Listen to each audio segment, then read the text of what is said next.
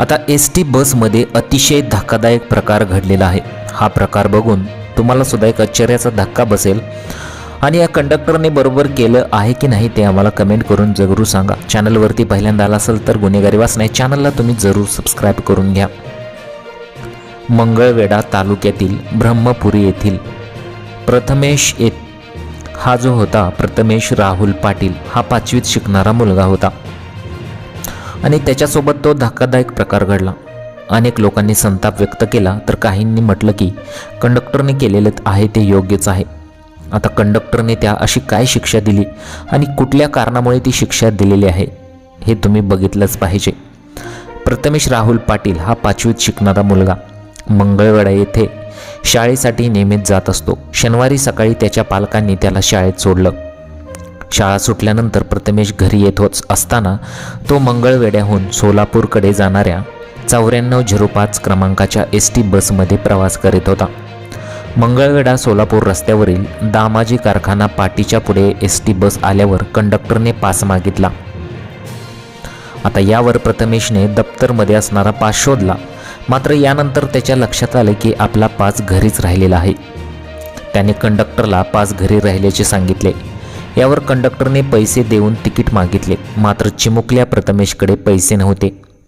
आता प्रसंगी तुम्ही माझ्या पप्पांना फोन करा, ते तुम्हाला पैसे पाठवून देतील अशी विनवणी प्रथमेशने केली। मात्र एस-टी बसच्या कंडक्टरने मंगळवेढा सोलापूर हायवेवरच एस-टी थांबवून प्रथमेशला बसच्या खाली उतरवले। जवळ पैसे नाही, पासही नाही, अशा परिस्थितीत हायवेवर उतरलेला प्रथमेश घाबरला आणि त्याला रडू कोसळले। काही वेळाने त्यांनी रस्त्यावरील वाहनांना हात दाखवला आणि आपल्या मूळ गाव असणाऱ्या ब्रह्मपुरीपर्यंत दुचाकीवर जाऊन पोहोचला।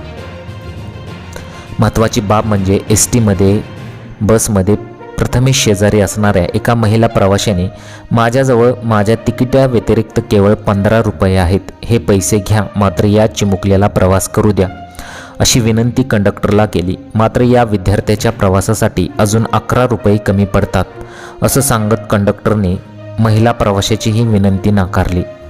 ही संपूर्ण घटना घडल्यानंतर शनिवारी संध्याकाळी प्रथमेशने आपल्या घरी वडील राहुल पाटील यांना हे सांगितलं। यानंतर तत्काळ पालकांनी मंगळवेढा आगार प्रमुखांकडे रीतसर तक्रार दिली आहे। यामध्ये मंगळवेढा एस-टी आगार आणि एस-टी प्रवाशांकडून प्रशासनाकडून सदर घटनेची चौकशी करून कारवाई करण्याचे आश्वासन प्रथमेशच्या पालकांना मिळाले। आता शालेय विद्यार्थ्यांना, ज्येष्ठ नागरिकांना एस-टी महामंडळाने मोफत पासची व्यवस्था केली, मात्र पास नसताना कंडक्टर विद्यार्थ्याला हायवेवर सोडून त्यांच्या जीवाशी खेळला। एस-टी महामंडळाच्या कर्मचाऱ्यांचं अशा प्रकारचं कृत्य चुकीचे असल्याचं सांगितलं जात आहे। आता बऱ्याच जणांनी अशा प्रतिक्रिया दिलेल्या आहेत की कंडक्टरने जे केलेलं आहे ते योग्य केलेलं आहे, कारण की त्याची नोकरी गेली असती, परंतु हे खूप चुकीचं आहे। एखाद्या हायवेवरती विद्यार्थ्याला अचानक असं उतरवणं कितपत योग्य आहे? आणि सरकार एकीकडे अनेक विद्यार्थ्यांना घरी राहू नका, शाळेत तुम्ही जा, तुमच्या शाळेचा खर्च आम्ही करतो असं सांगत असतं, मग या कंडक्टरची नोकरी गेलीच नसती। अशा प्रकारची अशी घटना घडलेलीच आहे। आणि एक महिला त्या मुलाला 15 रुपये माझ्याकडे आहेत, मात्र त्याला प्रवास करू द्या अशी विनंतीसुद्धा करत होती, तरीसुद्धा त्या कंडक्टरने ऐकले नाही, कारण की 11 रुपये कमी पडत होते म्हणून त्या महिलेची सुद्धा विनंती नाकारली आणि कंडक्टरने अक्षरशः त्या मुलाला हायवेवरतीच सोडलं आणि अक्षरशः त्याला रडू कोसळलं तिथंच। आणि त्यानंतर तो मुलगा बराच वेळ तिथे थांबला आणि गाड्यांना हात केला आणि एका दुचाकीस्वाराने त्याचे हात केल्यानंतर तिथे थांबला आणि त्यानंतर तो त्या मुलाला त्याच्या गावापर्यंत त्याने सोडलं। परंतु इथं जर तुम्ही बघितलं तर खरोखरच कंडक्टरने हे खूप चुकीचं केलेलं आहे, कारण की एखाद्या मुलाला, कारण की शालेय व्यवस्था किंवा शालेय ज्या ॲक्टिव्हिटी असतात त्यांना सरकार हे प्रोत्साहन नेहमीच करत असतं, परंतु मग या कंडक्टरने असं का केलं?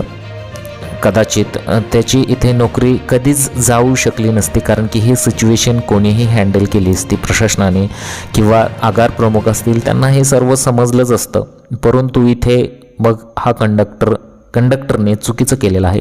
बरेच जणांचं असं मत येत आहे की त्या कंडक्टरने केलेलं योग्यच आहे, कारण की ते निलंबित झाला असता, त्याची नोकरी गेली असती, परंतु एकीकडे सरकार हे मुलांना प्रोत्साहन करतं की तुम्ही शाळेत जा, तुमचा खर्च केला जाईल, आणि एकीकडे अशा प्रकारचं कृत्य हे योग्य नाही। त्यामुळे इथं सर्वस्व चुकलेला आहे तो कंडक्टर. तुम्हाला काय वाटतं? तुमच्या प्रतिक्रिया मला कमेंट बॉक्समध्ये जरूर कळवा.